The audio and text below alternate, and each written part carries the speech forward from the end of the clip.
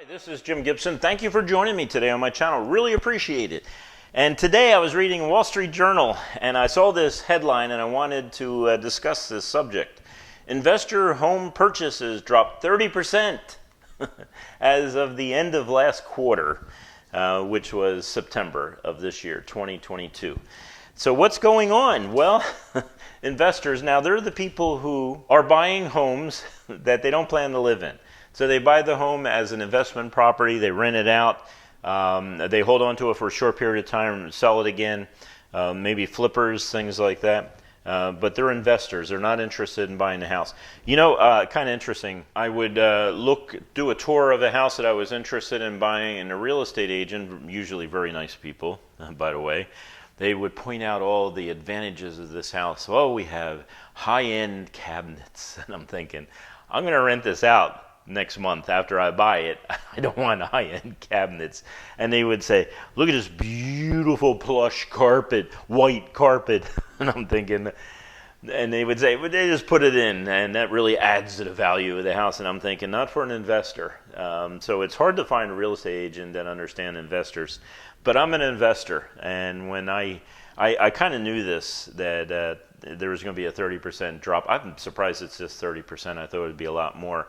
Because when I was in the market, remember in some of my other videos, I explained detail about how I bought a house in Texas. It was a great house, everything else. By the time I got a renter and I got it all fixed the way I wanted it fixed up, well, housing prices had increased $50,000, $60,000, $70,000, and I just didn't think it was worth it.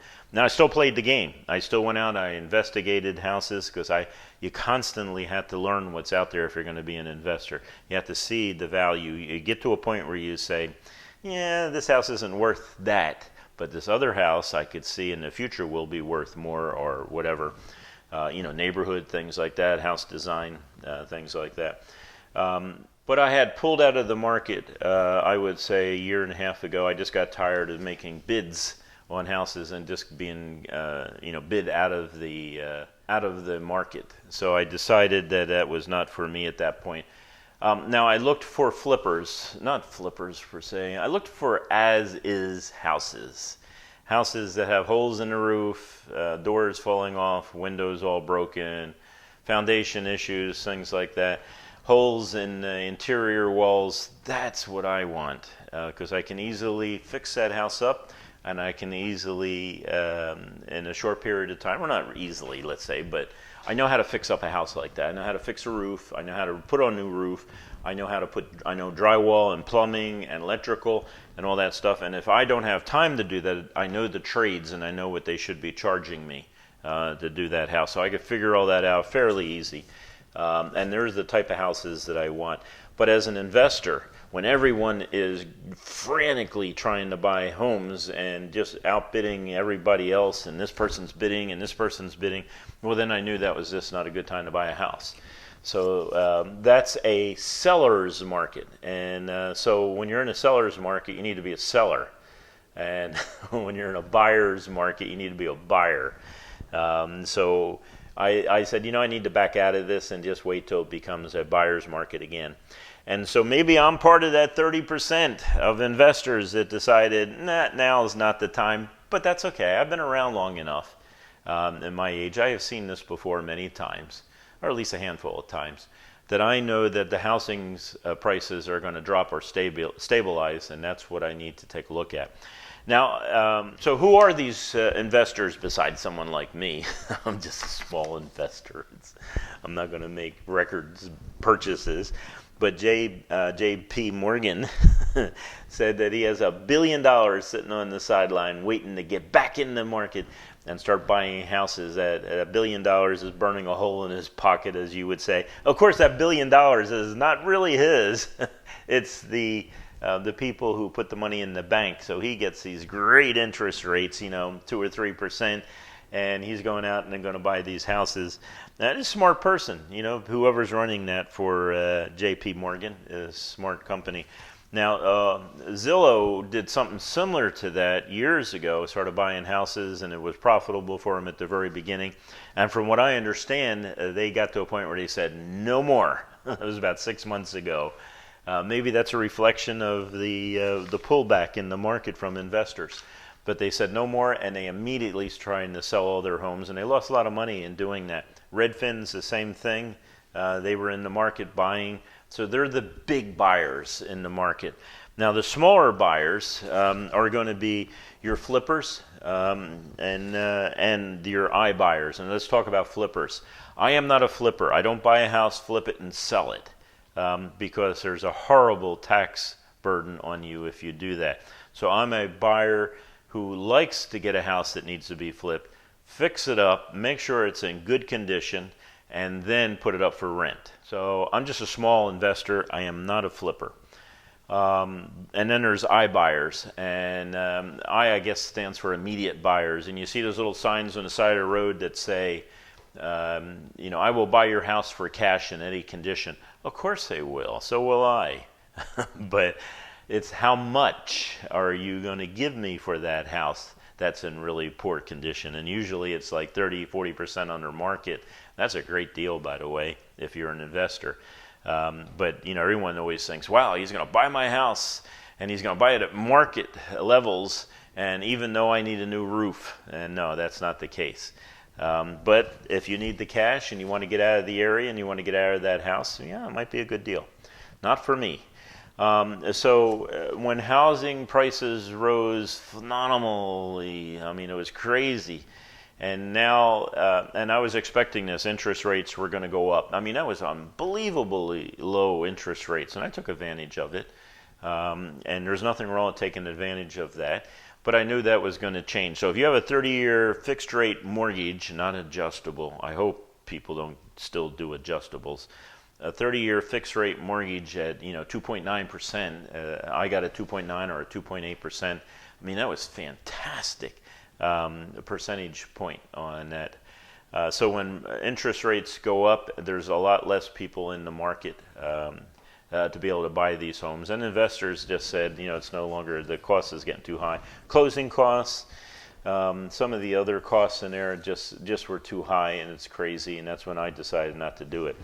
So you have the online people, you have the flippers, you have the iBuyers, and then you have the national companies, the big ones that have the $1 billion. I think those individuals have probably, for the most part, have stayed in, while the smaller investors, the flippers, the iBuyers, things like that, have decided, like me, not to go out there and purchase.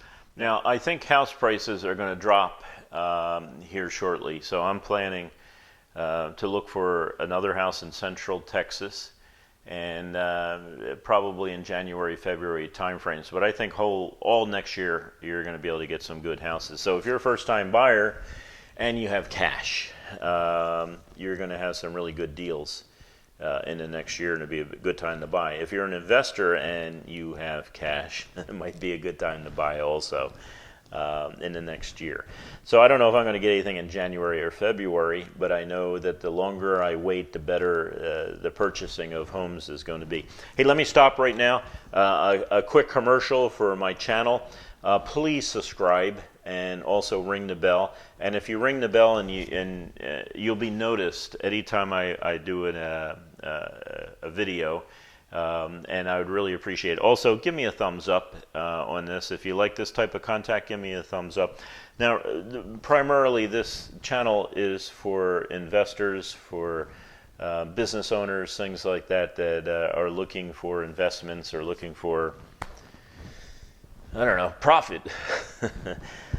So that's what this is about. That's what the channel is about. Sometimes people get upset and they tell me, hey, I don't like what you said in this area or anything else, but I'm not talking to.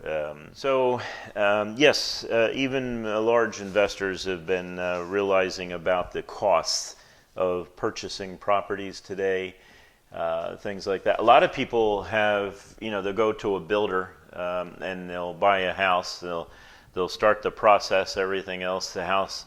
They'll design the house. They'll go to a design studio and they'll say, I want white cabinets and blue countertops or whatever. And then when it was time to put pen to paper and purchase the house, now they're backing out. So you got a lot of builders that are at the point now where they need someone to eat up some of this inventory. So it might be a good time here in the near future for you to do that. Now, when I tried to buy from builders, some of them wouldn't sell to me because they knew I was an investor. But you know, I'm not J.B. Morgan going to put $1 billion in and mess up their whole neighborhood.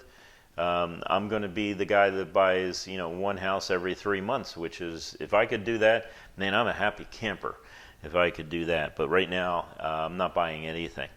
But maybe if I go back, I could buy a brand new house for a reasonable amount and get some, you know, financing, even though I don't want to eat up all my cash just buying 1 or 2 houses. I want to be able to spread it out. Houses are great investments. They really are. Commercial property is fantastic investments. And all these things, you know, with inflation, they just get more valuable. So that's one of the investments that gets more valuable over time. So even though you pull out your rent from that every month, you're not decreasing the value of the property by pulling out the rent. So that's why I like real estate more than stock market. And I don't know enough about the stock market, and I don't want to watch it every single day to see if it's going up or down or things like that. It's just not me. Other people do stock markets. I do real estate and small business. So that's where we're at today, where it's slowly changing from a seller's market to a buyer's market. Now, when it's a seller's market, sell. But when it's a buyer's market, buy. So if everyone is buying, sell. And if everyone is selling, that's the time to buy. You know, I heard a phrase, and I wish I knew who said it. Maybe you know who said this phrase, and you could text me on it.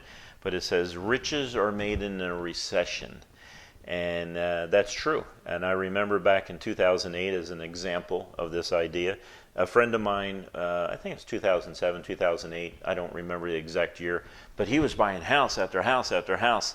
And I mean, it was great for him, but everything was adjustable rate mortgage. So he'd buy the house, fix it up a little bit, refinance it, take the money, buy the next house, fix it up, refinance, buy the next one. It was all adjustable rate. So when a couple people deserted him, some of his renters decided to move on, he lost everything because he didn't have any cash in the bank to cover his expenses. He lost everything. He lost all his houses. But he was asking me to buy a house at that time, and I know it was, you know, he was just trying to help me out and everything else, so it was a good motivation. And I just said no. I said it's not always this frenzy that was going on in 2006, 7, 8 is a lot like it's been going on the last couple of years. And I said, this is all going to change. Life isn't always going to be the house is increasing at 10% every year. That's just not going to happen.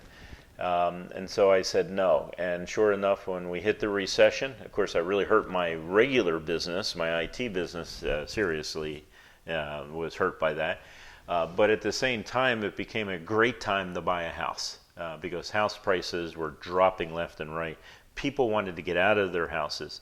So that's when I bought a house, and it was very profitable for me. And so I still own it, and I collect rent every month on it. It's a great piece of property. It has increased in value. It's doubled, almost tripled in value. So that's what I like about houses. They increase in value, so you have this house that you bought for one amount, and it doubles in price in 10 years, let's say, and yet you don't pay tax on that increase in value. And at the same time, rents go up with inflation, and so it's an asset that even though you're collecting the rent, it doesn't deteriorate from the value of the asset you're taking money out of. So anyway, that's some ideas here for you.